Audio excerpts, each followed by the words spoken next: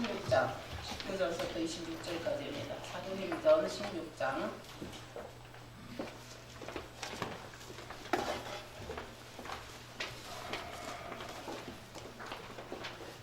19절서부터 26절까지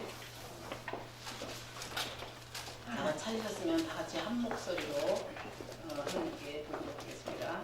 종의 주인들은 자기에게 소망이 끊어진 것을 보고 바울과 실라를 잡아가지고 거자로 변호들에게 끌어갔다가 상관들 앞에 데리고 와서 말하되 이 사람들이 유대인인데 우리 성을 심히 열어놓게 하여 로마 사람인 우리가 받지도 못하고 행치도 못할 풍속을 전한다 하거늘 우리가 일제히 일어나 송사하니 상관들이 옷을 찢어 벗기고 배로 차하여 많이 친 후에 목에 가지고 가이수에게 물구하여 든든히 지키라 하니 그가 유표하는 불을 받아 저희를 깊은 목에 가두고 그 발을 잡차고 든든히 채웠더니 밤중을 그대로 바울과 실라가 기도하고 하나님을 찬송하니 주술이 듣더라.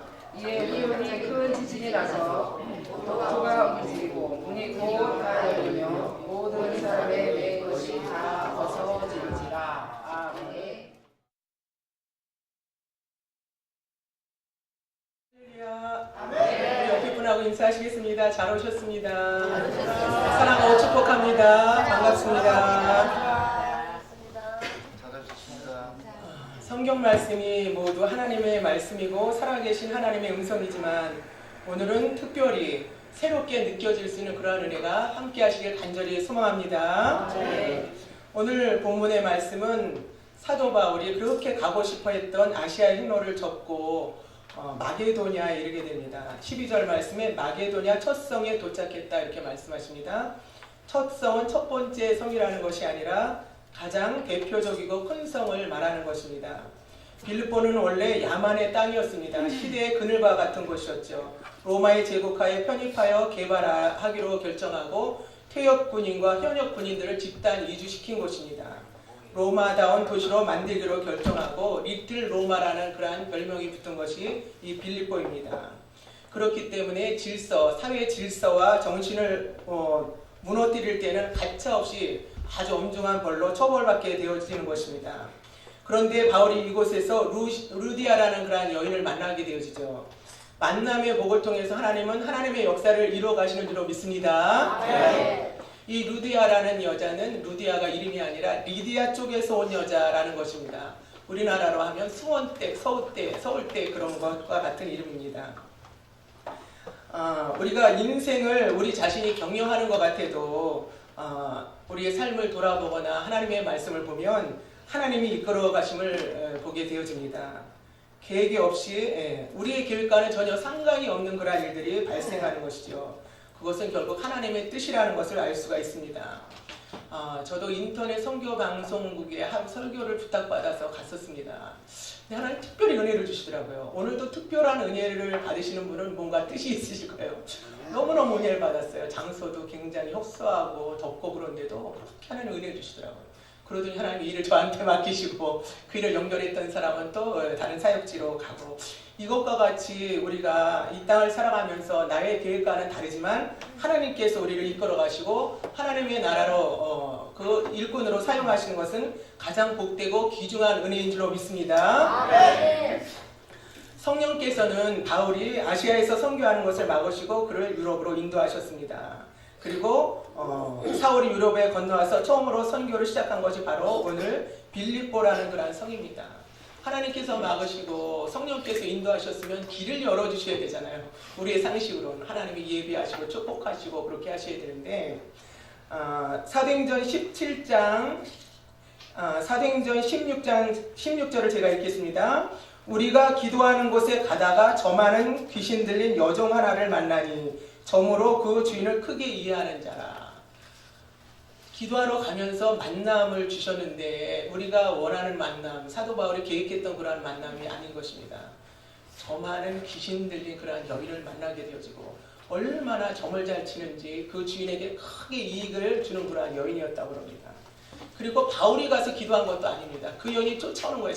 자꾸 쫓아와서 큰 소리로 말하면서 이 사람들은 지극히 높은 하나님의 종으로 구원의 길을 너에게 전하는 자라. 이렇게 쫓아오면서 이 사람들은 하나님의 그 구원의 길을 너에게 전하는 자라고 며칠을 쫓아다니면서 말하는 것입니다. 그런데 우리가 성령 받은 분은 아시죠? 성령님이 역사하실 때 너무너무 편하고 좋은 거예요. 장소가 문제가 아니고 외모가 문제가 아니고 또 어떤 물질과 사람이 문제가 아니라 성령님이 역사하시면 그렇게 평안한 거예요. 또 그런 사람 옆에 있으면 평안하고. 그런데 다른 악한 것들이 역사하면 아무리 외적으로는 좋고 막 모든 것을 가지고 있는 것 같아도 편안치가 않은 것입니다. 사도 바울을 쫓아와서 그렇게 계속 그 귀신 들린 여종이 말했을 때 너무 괴롭다고 그랬어요. 사도 바울이 너무 괴로워서 나사렛 예수 이름으로 귀신아 물러가라 이렇게 명했겠죠. 그리고 그 귀신이 쫓겨나가는 바람에 점을 칠 수도 없죠. 이제 쪽집게가 아니라 그냥 뭐 홍실내 이익에다 저익에다 맞추지를 못하는 거예요. 그러니까 주인이 자기의 이익의 소망이 끊어진 것을 알고 그러니까 세상에 속한 사람들은 한 사람들의 영혼의 구원과 관심이 없습니다. 그리고 자기 이익에 관심이 있는 거예요. 그러면 저희들도 하나님의 사역을 하면서 하나님의 영광과 영혼에 관심이 없고 나에게 어떤 이익에 관심이 있다면 똑같은 거예요. 사실은. 그렇죠. 그래서 우리는 하나님이 기뻐하신 그러한 곳에 중심을 둘 때 우리를 사용하시고 쓰실 줄로 믿습니다. 네. 이와 같이 하나님께서는 우리가 그 영혼을 사랑해서 기도할 때도 있지만 너무너무 괴로워서 너무너무 힘들어서 기도해도 하나님은 하나님의 일을 이루어 가시는 것입니다. 네. 그러나 사도 바울은 준비가 되어 있었기 때문에 그러한 능력이 있었기 때문에 이렇게 쓰임받게 되어진 것이죠. 그러면 귀신을 쫓아내고 치유해줬으면 할렐루야 감사합니다. 지금 같으면 뭐 얼마나 좋은 소문이 나서 기도받으러 사람들이 쫓아서 줄 서 있고 부흥되겠어요. 우리나라 현실 같으면. 그런데 이 당시에는 핍박이 아주 심하던 때였고 예수 믿는 것을 너무너무 싫어하던 더군다나 리틀 로마와 같은 이 빌립보 성에서는 말로도 할 수 없는 그런 핍박이 있었던 곳입니다. 그럴 때 진짜 믿음인 것이죠. 귀신을 쫓아냈더니 이 바울의 그러한 전도팀들을 옥에 가두었습니다. 옥에 가두었는데 깊은 옥에 가두었더라. 성경은 이렇게 말하고 있습니다. 여기 24절에 그가 이러한 영을 받아 저희를 깊은 옥에 가두고 그 발을 착고에 든든히 채웠더니 이 로마에는 옥이 세 가지 형태의 옥이 있다고 합니다. 첫 번째 옥은 이제 경범죄를 지은 그러한 죄수들을 가둡니다. 가벼운 죄를 지은 그러한 죄수들, 햇빛도 좀 들어오고 또 어느 정도 지나면 이제 취록되어질 수 있는 그러한 사람들. 그리고 두 번째 옥은 중한죄를 지은 사람들, 중범죄인들을 이제 두 번째 옥에 가둡니다. 그런데 사도 바울이 갇힌 이 깊은 옥은 하옥이라는 곳입니다.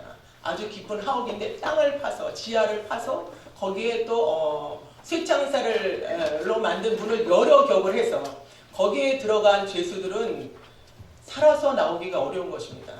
거기서 종신토록 살다 죽든지 그렇게 되어진 것입니다. 습기가 말로 닿을 수 없이 습기가 많고 또 햇빛도 들어오지도 않고 병균이 득실득실하는 그러한 곳입니다. 악취도 가득하고 그러한 곳에 이 바울과 선교하는 그런 사역자들을 가둔 것이 그냥 가둔 것도 아니고 많이 친유에 가두었다고 합니다. 그 당시 리틀로마 빌립보의 그런 그 관원들은 몽둥이 같은 것을 가지고 다녔는데 몽둥이 끝에 쇠창살 같은 갈고리가 있다고 합니다. 그러니까 때리면 살점이 이렇게 뜯어지는 것이에요. 예수님을 십자가에 달기 전에 그렇게 매질했던 것과 같은 사람을 죽으라는 것이죠. 사도 바울이 고린도 후서에 보면 그가 태장으로 3번이나 맞았다 이렇게 기록하고 있는데 지금 3번째 태장에 맞은 그러한 곳이 지금 빌립보 이 현장인 것입니다. 성경 말씀의 구약에는 구약 시대에도 하나님께서는 몹쓸 죄를 범한 그러한 사람들도 40대까지만 때리라고 하셨습니다.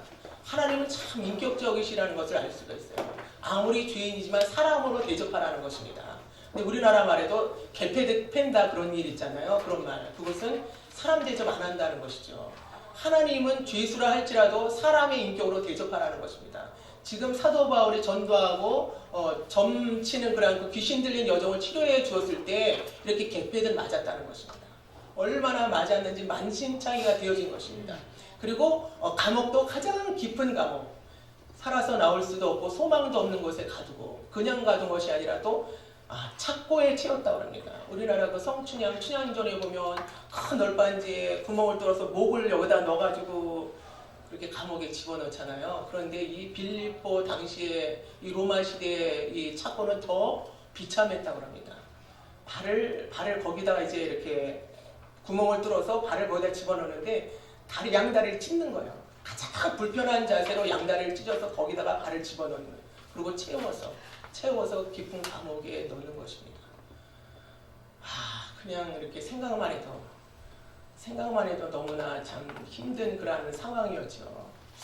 이러한 하나님의 말씀을 대할 때 이렇게 우리 자신들을 생각해보면 우리는 너무나 편안한 사역을 하고 있다 이런 생각을 하게 되어집니다. 우리는 너무나 편안하게 이 길을 가고 있다. 감사한 그러한 마음도 있고 더 최선을 다해야 되겠다 이런 말씀 속에 우리가 깨달음이 와질 수 있는 줄로 믿습니다. 네. 여기 오늘 하늘에 속한 사람이다 이런 제목으로 이제 설교의 제목을 잡았는데 우리가 땅에 속한 사람과 하늘에 속한 사람의 차이를 알 수가 있습니다. 여기 이와 같은 어려운 가운데 있을 때 25절 말씀에 밤중쯤 되어 바울과 실라가 기도하고 하나님을 찬미하며 밤중쯤 되었을 때 이제 혼절했다든가 뭐 기절했다든가 정신을 못 차릴 정도로 저희들이 전도의 현장에 나갔다가 벼랑간에 어떤 사람이 와서 옷을 잡아 찢고 막 매를 때리고 그러면 정신이 없을 거예요. 정신이 없고 그냥 어쩌다 이런 일이 있을까 얼마나 놀라겠습니까? 사도 바울도 신이 아니고 하나님의 그 종이지만 사람이거든요. 사람이 동행하시고 역사하시고 있다는 그것에 우리는 가장 큰 보람과 기쁨을 느끼면서 이 길을 갈 수 있는 줄 믿습니다. 이에 호련히 큰 지진이 나서 옥토가 움직이고 문이 다 열리며 모든 사람의 매인 것이 없어진지라. 사람으로서는 불가능한 그런 한계 상황에 있을 때 그런 간절한 기도의 능력, 찬양의 능력이 놀라운 이러한 기적을 허락해 주신 줄로 믿습니다. 우리 인터넷 선교방송 이 방송에 동참해 주신 여러분의 사역과 그 중심 속에 이러한 놀라운 은혜를 허락해 주실 줄로 믿습니다. 27절에 간수가 자다가 깨요. 간수는 크게 뭐 사는데 뭐 먹고 살고 그러는데 큰 지장이 없잖아요. 자는 건 자기 일하고 피곤하니까. 근데 죄수들은 너무나 소망이 없고 힘들고 지치니까 잠도 못 자고 뒤척이고 막 그러한 밤이 되었겠죠. 그랬을 때 그 죄수들에게는 그 찬양을 하나님이 들을 수 있도록. 그래서 우리는 그러한 찬양을 좀 접해야 돼요. 그러한 찬양을 들어봐야 이러한 찬양도 있구나. 그것은 선교의 현장에 생명이 오고 가는 위험한 현장에서나 들을 수 있는 찬양이죠. 지금은 그러한 찬양이 그렇게 쉽지가 않은 그러한 찬양이지만 우리가 내가 편하지만 다른 사람들의 아픔과 문제를 가지고 그렇게 중심으로 기도하면서 나갈 때 그러한 능력과 은혜를 우리에게 허락해 주실 것입니다. 관수가 자다가 깨어 옥문들이 열린 것을 보고 죄수들이 도망한 줄로 생각하고 검을 빼어 자결하려 하거늘. 그랬을 때 바울이 소리 지르잖아요. 크게 소리 질러 가로되 내 몸을 상하지 말라. 우리가 다 여기 있노라. 바울이 자기의 유익을 생각했으면 그냥 얼른 튀어나갔을 거예요. 나 살아야 되니까. 나 살아야 되니까. 난 사명도 있고 할 일도 있으니까. 그런데 깊은 감옥에 갇혀서 그 찬양을 했을 때 죄수들이 들었던 성령님의 놀라운 역사를 통해서 사도 바울은 깨달은 것이죠. 하나님의 영광을 위해서 저들의 영혼을 위해서 내가 쓰임받는 것이지.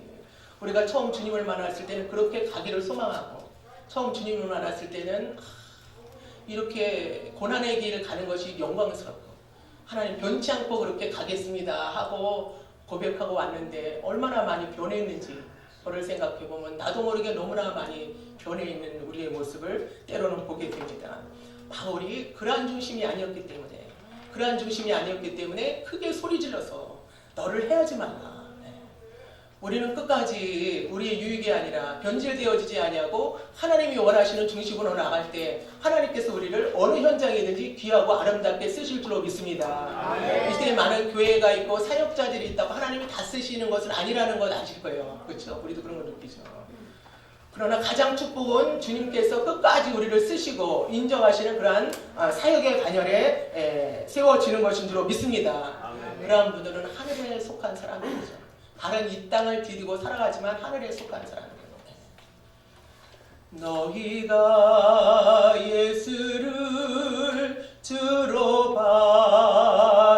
받았으니 그 안에 행하되 그 안에 뿌리를 깊이 박음으로 세움을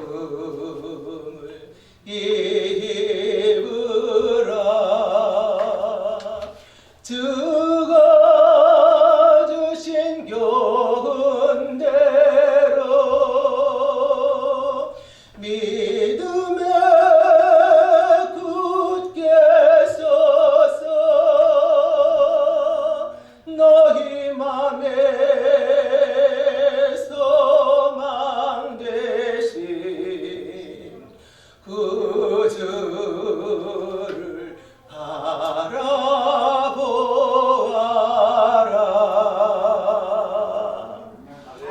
우리가 바른 땅에 딛고 살지만 하늘에 속한 사람으로 살아갈 때 우리는 승리하는 인생이 되어질 수가 있고, 어떤 환경 가운데도 찬양하면서 나도 살리고 상대방도 살리는 그러한 능력 있는 삶이 되어질 수 있는 줄로 믿습니다. 오늘 함께 하신 여러분들의 그러한 중심과 여러분께 주신 그러한 달란트를 통해서 이 선교 방송을 통해서 세계 곳곳에 이 방송이 전파되어질 때 여러분의 함께 하신 그러한 사역과 능력이 영혼을 살리고 옥에 갇힌 영혼들을 해방시키는 그러한 놀라운 능력이 함께하는 그러한 시간이 되어줄 수 있는 줄로 믿습니다. 네, 잠깐 기도드리겠습니다.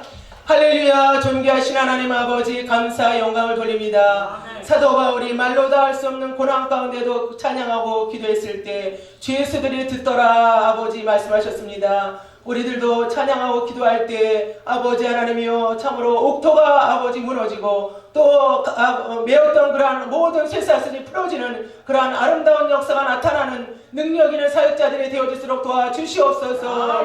능력이 있는가 보겠다, 그렇게 사도 바울은 말했습니다. 경건의 모양은 있지만 경건의 능력이 부족한 이러한 시대를 살아가면서 저희들 하늘로부터 공급하시는 영적인 능력을 받아 하나님이 원하시는 사역들을 넉넉히 감당할 수 있도록 세임을 허락하여 주시옵소서. 모든 것을 주님께 감사하며 예수 그리스도의 이름으로 기도드립니다. 아멘. 이제는 우리 구주 예수 그리스도의 은혜와 하나님 아버지의 마음까지 사랑과 성령님의 내주 내재 교통 위로 충만하시니 이제 하나님께 예배드리며 찬송드리며 귀한 말씀 듣고 저 세상으로 나가며 또한 이 선교 방송을 통하여 온 세상 각지에 퍼지는 이 선교 방송 위에 행복한 영광교회에 섬기는 모든 교회에 이제부터 영원 묵도록 함께 하실지어다. 아멘.